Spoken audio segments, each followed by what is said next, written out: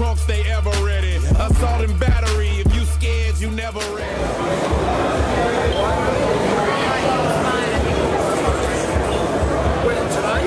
Taking a picture? Video?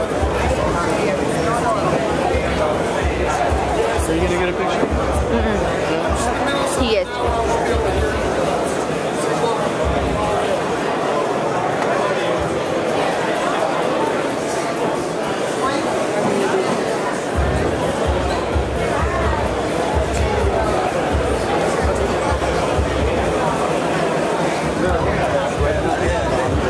Alright, that clip you just saw was from WrestleMania 30 weekend in New Orleans.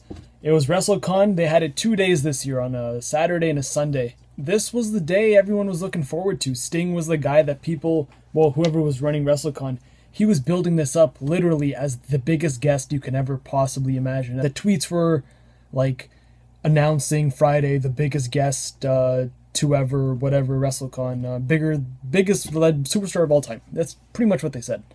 Was the guy who will be signing will be the biggest superstar of all time. Here I am, just like a 2-year-old kid, well, maybe 6-year-old kid, thinking it's Stone Cold Steve Austin. He's saying the greatest of all time, and when you say that, you either say Hulk Hogan or you say Stone Cold. Hogan's obviously signed with WWE. I highly doubt he will be doing anything outside of that, whatever shenanigans they have at Access. And then you have Stone Cold, who does outside projects, but he'll always be a WWE guy. So deep down, I think it could be, but I know it probably won't be. But they ended up announcing it as Sting, and this was like maybe a month later from the actual set date that they said they would announce this. And the whole reason of the whole setback was because they were debating and kind of going back and forth with Sting about having his face paint on. I guess he wanted more money to come in his full getup, and they weren't willing to pay him that much, so he came in, a white dress shirt and his black sunglasses, main event Mafia style.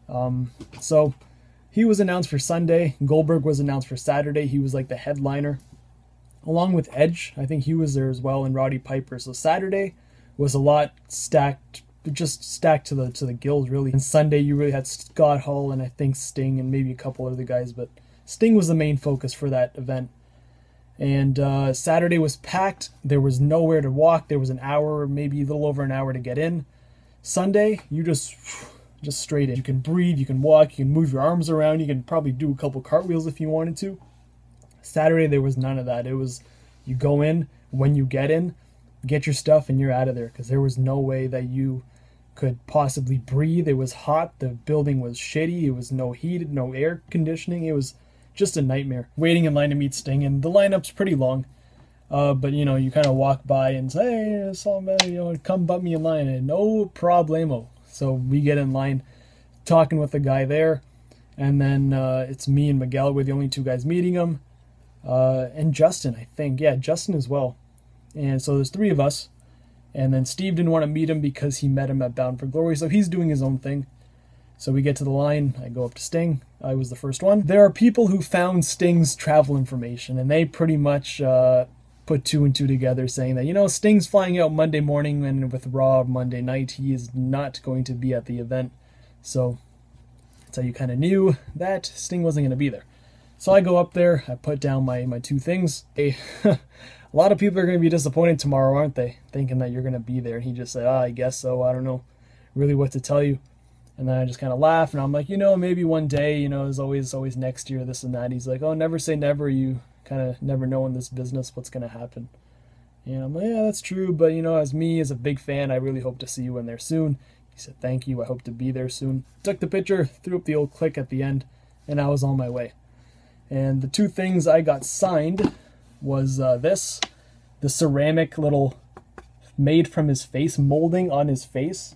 The, what do you call this? I guess a wall art. You can put 2 nails in there and stick it on your wall.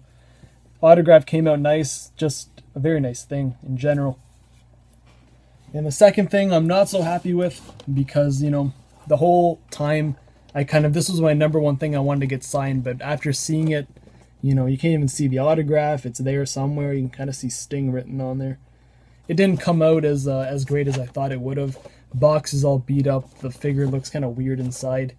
One of those things that I kind of wish I would have not gone through. Maybe an 8x10 would have been a lot better, but this, not. It was in my basement, but I had to go fish it out of 10 million boxes I got down there. After we got assigned, me and Miguel are walking around, and I still have my wristband on. And if you guys have VIP access, you see that they put a big X on your wristband, pretty much showing that, you know, you have met the guy and you can't go back in line. WrestleCon didn't do that, so kind of say, Steve, I'm like, hey, like, they didn't do anything to these wristbands, so if you want, I'm going to take this off and I'm going to give it to you. Sure, no problem. Steve, being the good guy he is, I told him, like, listen, can you get this signed for me? Because he doesn't want an autograph, he just wanted a picture. And I go up to this it's not a random guy. I met him at Access on Thursday, and he watched my videos. We kind of talked back and forth, and he knew Steve from Bound for Glory.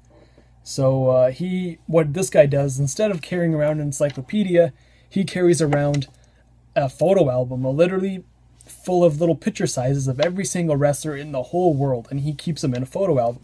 When he meets them, he just sign, done. And I told him, like, he has a nice Sting WCW one. Can I have that? He's like, oh, you can't have it. You can buy it off me. I'm like, okay. Name your price? Thinking he's going to say, you know, $2. You know, it's a little picture, you know, high quality, whatever. This dude tells me $5, and he's probably watching this video right now. But, you know, you're a good guy, but $5 was a little much. But I gave him $5. I'm going to shut this guy up, give him $5. We got the picture. Gave it to Steve. Steve got it signed. And that's it. Steve met Sting for free, pretty much. I don't have the picture with me because Steve failed to give it to me. So it's in his bag. It's in his house somewhere, I hope. But I put out the challenge already for WrestleMania 31.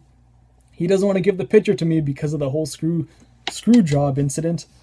But, you know, Steve screwed Steve. If it comes down to it, we will have a Sting picture on a pole match. And I will, once again, defend my championship of the YWC, whether Steve likes it or not. That's my story about meeting Sting. Great time. WrestleCon's a great time. WrestleMania's a great time.